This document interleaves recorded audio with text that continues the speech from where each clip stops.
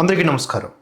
తెలంగాణలో ఒక ఘోరమైనటువంటి వార్త ఏమిటి అంటే, ఒక వ్యక్తి మీద పోక్సో, వాడి పేరు రాజ్. వాడి మీద పోక్సో కేసు నమోదు చేశారు.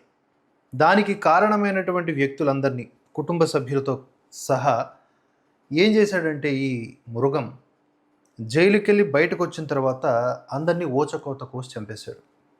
ఆఖరికి ఆ బాలికను కూడా ఒక చోటుకి తీసుకువెళ్ళి అక్కడ కూడా దారుణంగా హత్య చేసి పడేశాడు. ఇవన్నిటినీ మనం గమనిస్తే గనక వీటి వెనుకున్నటువంటి కారణాలేంటి? వీడొక ఉన్మాది అని తెలిసినా కూడా జైలు నుంచి బయటకు ఎలా వచ్చాడు? పోక్సో కేసు అనేది ఎలా పనిచేస్తుంది? చిన్నారుల మీద అఘాయిత్యానికి ఒడిగట్టినటువంటి ఇలాంటి దుర్మార్గుల్ని శిక్షించేటటువంటి ప్రాసెస్ ఏదైతే ఉందో దాంట్లో తప్పుడు తడకలు ఉన్నట్లుగా ఇప్పుడు క్లారిటీ వచ్చేస్తుంది. అత్యంత అమానుషంగా వ్యవహరించే వ్యక్తికి అదే పోక్సో, నేర తీవ్రత తక్కువగా ఉన్న విషయాల్లో కూడా అదే పోక్సో, వెరసి ఒక క్లారిటీ లేకుండా పోతుంది. ముందుగా ఈ వార్తను ఒకసారి గమనించే ప్రయత్నం చేద్దాం. రంగారెడ్డి జిల్లా షాబాద్లో చోటు చేసుకున్నటువంటి దారుణం ఇది. పోక్సో కేసు పెట్టారన్న కక్షతో 6గురిని దారుణంగా చంపాడు కిరాతకుడు. బెయిల్పై బయటకు వచ్చిన కిరాతకుడు మొదటగా ఇంటికి వెళ్ళి తన భార్య, 2 పిల్లల్ని కత్తితో పొడిచి హత్య చేశాడు. ఆ తర్వాత పోక్సో కేసు పెట్టిన బాధిత బాలిక కుటుంబంలో మరో 3గురిని హత్య చేశాడు. బాలికను వేధించినందుకు రాజ్ కుమార్పై మే 16న పోక్సో కేసు నమోదైంది. మేన నమోదైతే వీడు నెల రోజుల్లో ఎలా బయటకు వచ్చాడు?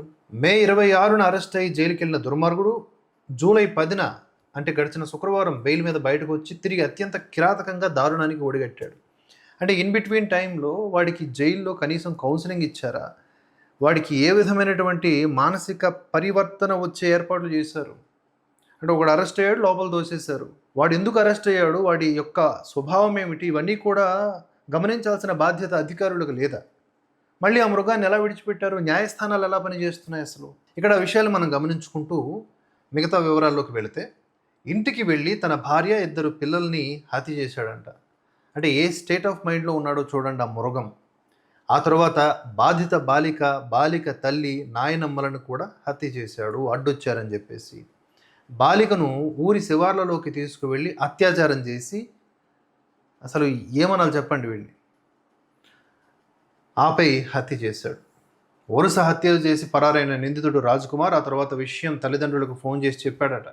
6గురిని చంపేశానని, తాను కూడా చనిపోతున్నట్లు పేరెంట్స్తో పాటు బంధువులకు ఫోన్లు చేశాడు. వీడెట్టి పరిస్థితుల్లో ప్రాణాలతో దొరకాల, ఆ యొక్క ఎంతమందిని చంపాడో అంత నొప్పిని అనుభవించేలాగా, అలాగే ఇలాంటి నేరస్తులు భయపడేలాగా చర్యలు తీసుకోవాలి.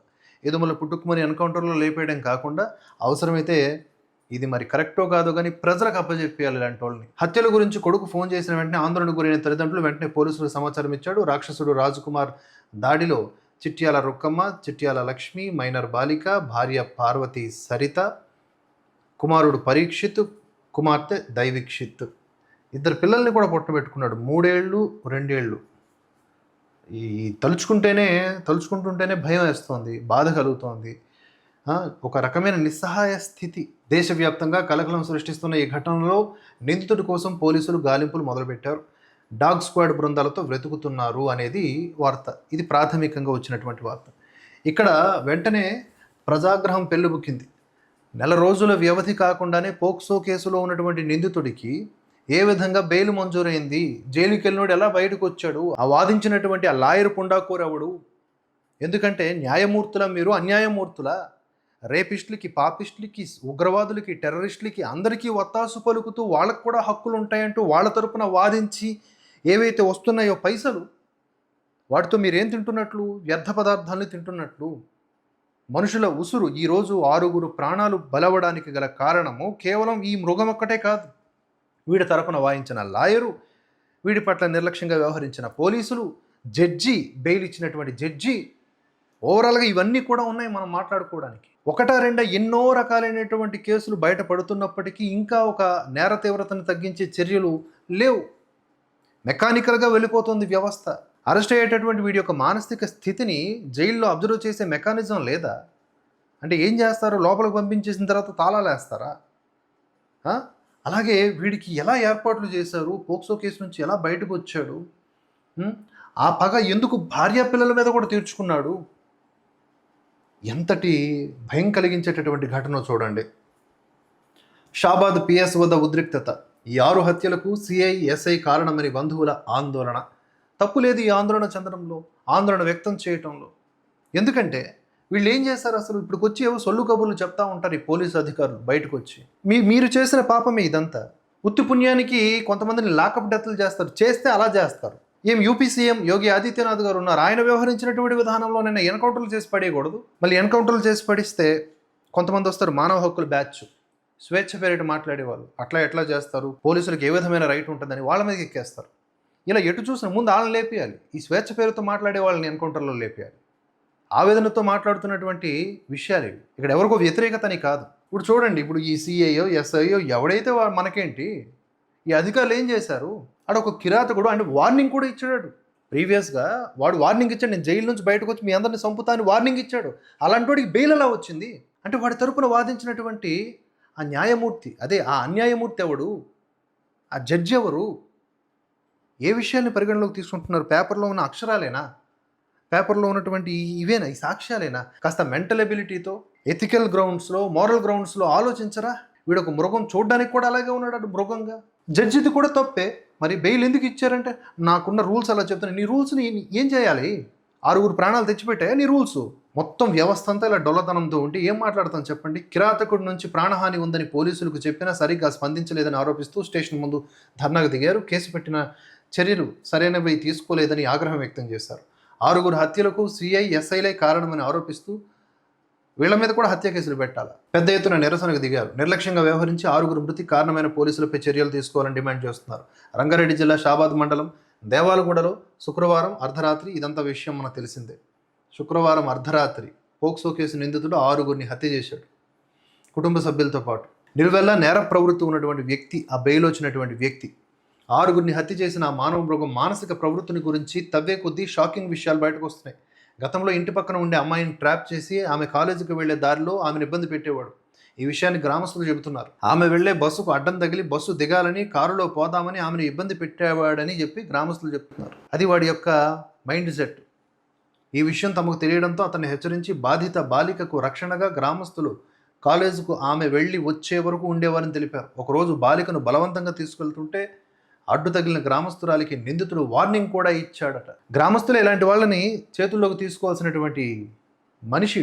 కొన్ని సందర్భాల్లో గ్రామస్తులే తీర్మానాలు చేసేయాలి, జడ్జిల కంటే బెటర్ వాళ్ళు. నీ మొగుడిని నేను సంవత్సరం కిందనే చంపినా ఎవడేమన్నా పీకిండా, పోలీసులకు పైసలు పారేస్తే నన్ను ఎవరు ఏమీ చేయరు అని బాలికకు రక్షణగా ఉన్నటువంటి గ్రామస్తురాలతో అనడంతో ఆమె షాక్ అయింది. ఆమె మొగుడిని చంపేసాడని అప్పుడు రివీల్ చేసాడు. పోలీసులకు పైసలు ఏంటిది, పోలీసులకు పైసలు ఇస్తే పని అయిపోతుందంట, యాడికెళ్ళినా ఇది జరుగుద్ది అనేలాగా ఒక నేరస్తుడు ధైర్యంగా కితాబిస్తున్నాడు పోలీసు శాఖకి. ఈరోజు మీరు ఆగ్రహంతో, అంటే ప్రజాగ్రహం పెళ్ళుబుకుతోంది కనుక వీడిని ఎన్కౌంటర్ చేస్తారు, అందులో డౌట్ లేదు. వితిన్ 24 to 48 hours వాడు ఎన్కౌంటర్ అయిపోతాడు. కానీ ఇలాంటి ఘటనలు రిపీట్ కాకుండా ఉంటాయా? కొన్ని లక్షల కేసులు పెండింగ్లో ఉన్నాయి, లక్షలాది మంది నేరస్తులు జైళ్లలో ఉన్నారు. వాళ్ళని ఏం చేస్తున్నారు? మారుస్తున్నారా? లేకపోతే వాళ్ళు న్యాయ వ్యవస్థల్ని ఏ మారుస్తుంటే చూస్తూ ఊరుకుంటున్నారా? మారేవాడిని మార్చాలి. ఇక వీడెక్కడ మారడు, కొన్ని రకాలైనటువంటి ప్రమాణాలు పెట్టుకోవాలి. వీడు మారే అవకాశం ఉంది, ఉంచుదాం. వీడు ఇంకెప్పటికీ మారడు, ఆ ప్రమాణాలను బేస్ చేసుకొని, రకరకాల టెస్టులను బేస్ చేసుకొని వీడు ఎక్కడికి మారడు అనుకుంటే వాడిని తీసి బొందబెట్టాలి. అంతే, యూజ్ లేదు అక్కడ. భారం పెరిగిపోతుంది భూమి మీద. పోక్సో కేసు ఫైల్ అయిన తర్వాత కూడా నిందితుడు బెయిల్పై దర్జాగా బయట తిరిగాడని, బాధితురాలికి ప్రమాదం ఉందని చెప్పినా పోలీసులు పట్టించుకోలేదని గ్రామస్తులు చెప్పారు. గ్రామ సర్పంచ్ కూడా పోలీసులకు తొత్తుగా పని. ఈ సర్పంచులు ఎందుకురా మీరు గెలిచి ప్రయోజనం ఏందిరా? వీడు కూడా, ఆ సర్పంచ్ కూడా ఆడెవడైతే వాడు కూడా ఈ హత్యలో భాగమైనట్టే. నీకు తెలిసినా తెలియకపోయినా రేపొద్దున ఆ ఎఫెక్ట్ నీ కుటుంబం మీద పడుతుంది. అది నీ కూతురు అయితే నువ్వు అట్లనే అప్రమత్తంగా ఉండకుండా ఉంటావా? గ్రామస్తులు కంప్లైంట్ ఇచ్చినట్టే సర్పంచ్ రియాక్ట్ అవ్వలేదంట. చూడండి పరిస్థితి. మైనర్పై అత్యాచార వేధింపుల ఆరోపణలతో పోక్సో కేసులో అరెస్ట్ అయిన మృగం బెయిల్పై బయటకు వచ్చి అత్యంత క్రూర దారుణానికి పాల్పడ్డాడు. ఆ కసితో అందరినీ చంపేశాడు. ఇది వార్త. మొత్తంగా ఇలాంటి వాటి గురించి ఏం విశ్లేషిస్తాం? ఆవేదన వెళ్ళగక్కడం తప్ప మన దగ్గర ఇంకేమైనా ఆప్షన్ ఉందా? మన చేతిలో అధికారం ఉందా? పవర్ ఉందా? ఏమీ లేదు. ఉన్నోళ్ళందరూ అలా తయారవుతున్నారు. అసలు నేర సామ్రాజ్యాన్ని ఏలుతున్న వాళ్ళే పవర్స్లోకి వస్తుంటే ఇక మనల్ని ఏం పాలిస్తారు వాళ్ళు? చెప్పండి. Majority of politicians, majority of police department, majority of ప్రభుత్వ అధికారులు ఎవరైనా సరే ఇలాంటి ఆరోపణలను ఫేస్ చేస్తున్న వాళ్ళు ఏంటి ఆరోపణలు? డబ్బులు ఇస్తే పని అయిపోతుంది. మరి ఏం జరుగుద్దో చూద్దాం. వీడైతే ఎన్కౌంటర్ అయిపోతాడండి, అందులో మీరు సాటిస్ఫై అయిపోతారేమో. కానీ నేరము దాని తీవ్రత అనేది తగ్గాలి అంటే ఎన్కౌంటర్లు ఇలాంటి ఈ షార్ట్ టర్మ్ గోల్స్ని రీచ్ అయిపోయినంత మాత్రాన జరగదు. అవి కూడా కీలకమే, కానీ ప్రతి కేసులో వేగవంతమైన చర్యలు చేపడితేనే సాధ్యమవుతుంది. జైల్లో ఉన్నటువంటి నేరస్తుల యొక్క మానసిక ప్రవృత్తి మీద కూడా ఒక టీం ఉండాలి. వాడు మారుతాడా, ఉంచాలి, లేకపోతే తుంచాలి. ఇదే నా ఒపీనియన్. మీ ఒపీనియన్స్ని కామెంట్స్ రూపంలో తెలియజేయండి. జై హింద్, జై భారత్.